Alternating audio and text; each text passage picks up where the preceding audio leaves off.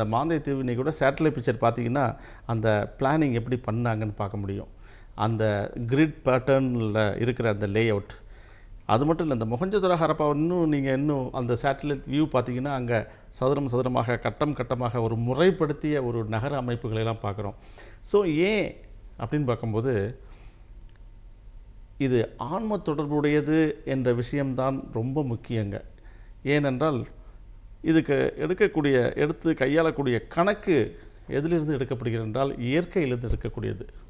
இந்த இயற்கையில் எவ்வாறு செடி கொடி இந்த மனிதர்கள் மற்றும் மனிதர்கள் பறவைகள் எல்லாம் வாழ்ந்து கொண்டிருப்பது, வளர்ந்து கொண்டிருப்பது, பிறந்து கொண்டிருப்பது, இவை அனைத்துமே ஒரு அளவிற்கு கட்டுப்பட்டு ஒரு கணக்கு வசத்தால் இந்த உலகம் இயங்கிக் கொண்டிருக்கின்றது என்பது அனைவரும் அறிவோம்.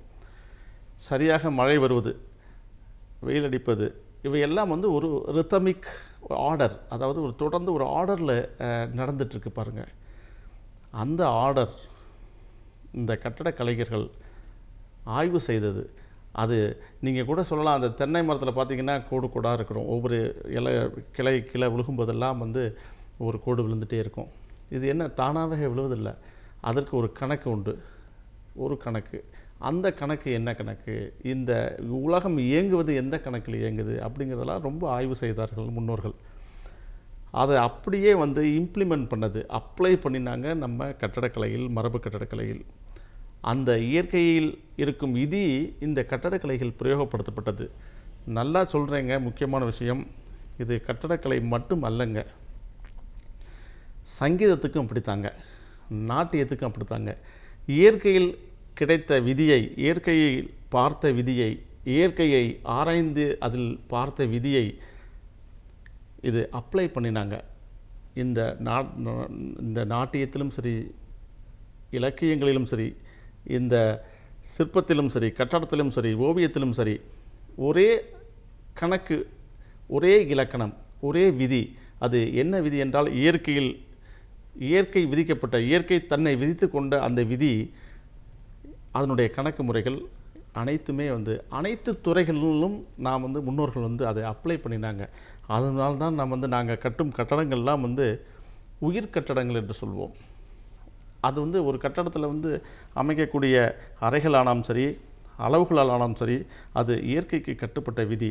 அதில் உயிரை படைக்கிறோம் நாங்கள். கட்டடத்தை மட்டும் இந்த house or the building is not constructed by bricks and mortar, but it is really constructed by soul சொல்லுவோம். ஸோ ஆன்மாவால் கட்டக்கூடிய இந்த கட்டடங்கள் அப்படிங்கிறது தான் நாங்கள் வலியுறுத்தி சொல்லுவோம். எனவே இந்த தற்கால கட்டடங்கள் மரபு கட்டடக்கலையும் உபயோகித்து கொண்டு எதிர்காலத்திலே நடக்குமானால் நாம் மரபு கட்டடக்கலையை காப்பாற்றியவர்களாகவும், எதிர்காலத்திலே இன்னும் பல காலங்களை கடந்து மரபுக்கலை நாம் நிற்கும். எனவே ரெண்டுக்கும் உள்ள வேறுபாடுன்னு சொல்கிறத விட, மரபு கட்டடக்கலையை நாம் பிரயோகப்படுத்தி நவீன கால கட்டடங்களை கட்டித்தால் அது நாம் மரபுக்கு செய்த மிகப்பெரிய துண்டு என்று சொல்லலாம். மரபு கட்டிடக்கலையோட சிறப்புகள் பற்றி சொன்னீங்க, அதுக்கான கோட்பாடுகள் ஏதாவது இருக்கா, அதை பற்றியும் கொஞ்சம் சொல்லுங்கள் சார். இது ரொம்ப ஒரு நுண்ணிய கேள்வி, ஒரு நுணுக்கமான கேள்வி. சிற்பம் என்று சொன்னால் அது நுட்பம் என்று பொருள்படும். இதில் நம்ம கோட்பாடுகள் சொல்லும்போது ரொம்ப ட்ரையான சப்ஜெக்டாக தெரியும். அதனால் உங்களுக்கு புரிஞ்சதுலேருந்து நான் கொண்டு போகிறேன். நீங்கள் நடராஜர் சிலையை பார்த்துருப்பீங்க. நடராஜர் சிலையில் நடராஜர் தாண்டவம் ஆடுறார். நடராஜர் நடனம். அவர் என்ன செய்கிறார், இந்த சிற்பக்கலையினுடைய கோட்பாடு, கட்டடக்கலையுடைய கோட்பாடுகள் எல்லாம் என்னவென்றால், representation of the inner soul and its activities and the universe. இன்னும் சொல்லப்போனால், ஒரு கட்டடத்தை அமைக்கிறோம்னா எந்த மொழி உலகத்தில் பேசப்படும் எல்லா மொழிகளும் இல்லாமல் போனால் கூட இந்த கட்டடங்களும் சிற்பங்களும் பேசும். அது எந்த மொழி? ஸோ எதிர்காலத்திலே ஒரு கட்டடமானது பல ஆயிரம் ஆண்டுகள் நிலைத்து நிற்க வேண்டும் என்று சொல்வது எதனால் என்றால், சிற்பமானாலும் சரி, கட்டடமானாலும் சரி, அது ஒரு மொழியில் பேசும், எல்லோருக்கும் தெரிந்த மொழியில் பேசும். அது தமிழில் தான் பேசும், இங்கிலீஷில் பேசும் என்றெல்லாம் சொல்ல முடியாது.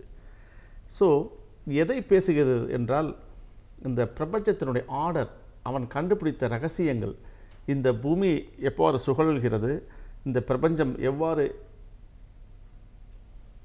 துடித்து கொண்டிருக்கிறது, அல்லது இந்த பிரபஞ்சம் எவ்வாறு இயங்கி கொண்டிருக்கின்றது, இவையெல்லாம் நாம் எதில் எழுதி வைப்பது? நம்ம ஒரு கல்வெட்டில் விஷயத்தை எழுதி வச்சோம்னா யாருக்கு புரியும் எதிர்காலத்தில்? ஒரு பேப்பர்லேயே ஓலைச்சோழி வச்சுட்டு பல ஆயிரம் ஆண்டுகள் நிலைத்து நிற்காது. சார், சொல்ல வேண்டிய விஷயம் அது ஒரு மீடியா. இந்த சிற்பம் கட்டடம் என்பது ஒரு மீடியா. எதிர்கால சந்ததியினருக்கு இந்த அறிவியல் என்ற ஒரு மிகப்பெரிய விஷயம் இந்த பிரபஞ்சத்திலே இருக்கிறது அல்லவா, அந்த விஷயத்தை விளக்கிச் சொல்வது தான் இந்த கட்டடக்கலையினுடைய மிக சிறப்பான பணி என்று சொல்லலாம். என்ன நேயர்களே, சிற்ப கட்டடக்கலை பற்றி உங்களுக்கு தெரியாத பல விஷயங்களை திரு தட்சிணாமூர்த்தி அவர்கள் சொல்லும்போது உங்களுக்கே ஆச்சரியமாகவும் இருக்கும். மேலும் பல தகவல்களும் இருக்குது. அடுத்த வாரமும் இதனோட தொடர்ச்சியை பாருங்கள்.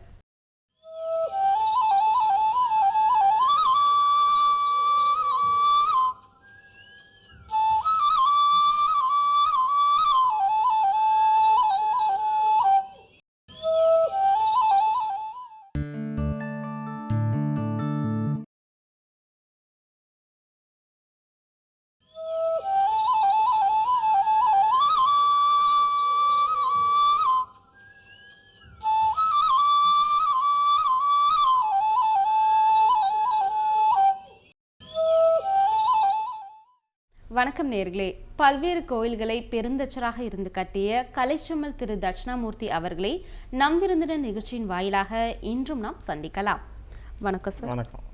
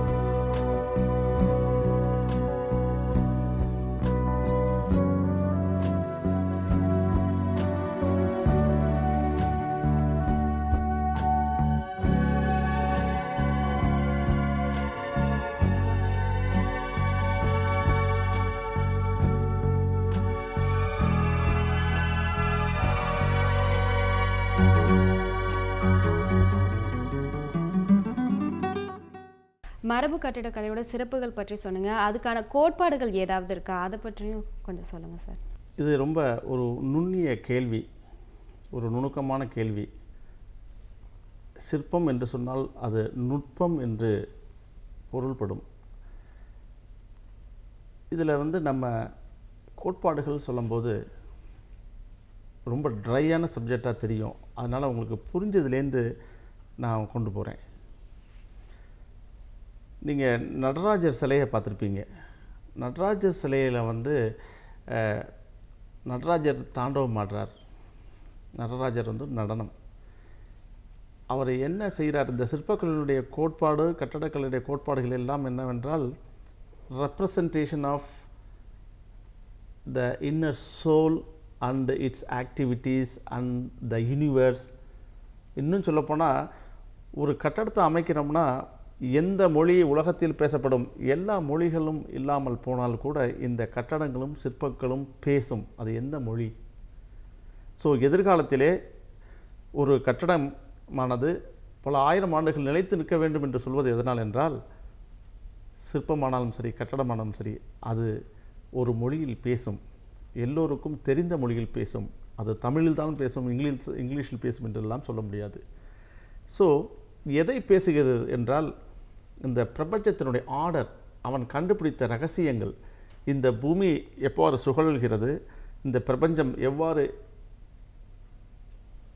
துடித்து கொண்டிருக்கிறது, அல்லது இந்த பிரபஞ்சம் எவ்வாறு இயங்கி கொண்டிருக்கின்றது, இவையெல்லாம் நாம் எதில் எழுதி வைப்பது? நம்ம ஒரு கல்வெட்டில் விஷயத்தை எழுதி வச்சோம்னா யாருக்கு புரியும் எதிர்காலத்தில்? ஒரு பேப்பர்லேயே ஓலைச்சோழி வச்சுட்டு பல ஆயிரம் ஆண்டுகள் நிலைத்து நிற்காது. சார், சொல்ல வேண்டிய விஷயம் அது ஒரு மீடியா. இந்த சிற்பம் கட்டடம் என்பது ஒரு மீடியா.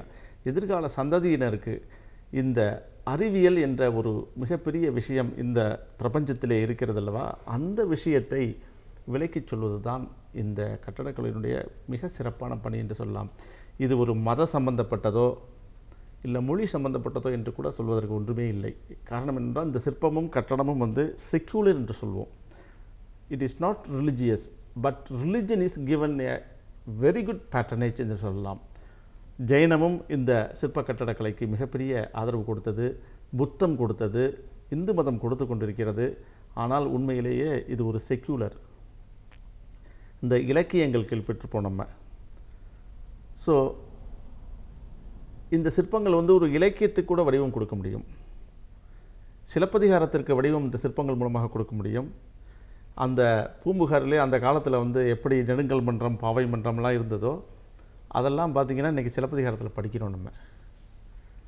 இது பார்க்கும் பொழுது எப்படின்னா, இந்த கட்டடங்கள் என்பது இந்த கோட்பாடுன்னு கேட்டிங்க பாருங்கள்.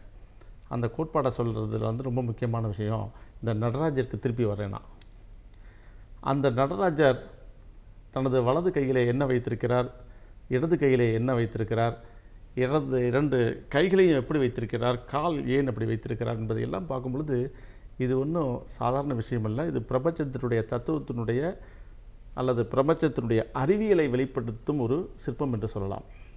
என்ன சொல்கிறது நடராஜர் என்று நாம் கேட்க வேண்டும். இடக்கையிலே அக்னி வைத்திருக்கிறார், அதாவது தீயை இடது கையிலே வைத்திருக்கிறார். வலது கையிலே மேலே உடுக்கையை வைத்திருக்கிறார். காலுக்கு அடியிலே முயலகன் என்று சொல்லக்கூடிய ஒரு உருவம் படுத்திருக்கிறது. அதன் மேல் ஏறி நிற்கிறார், தாண்டவமாடுகிறார். இவையெல்லாம் சாதாரணமாக ஏனோ செய்யப்பட்ட விஷயங்கள் அல்ல.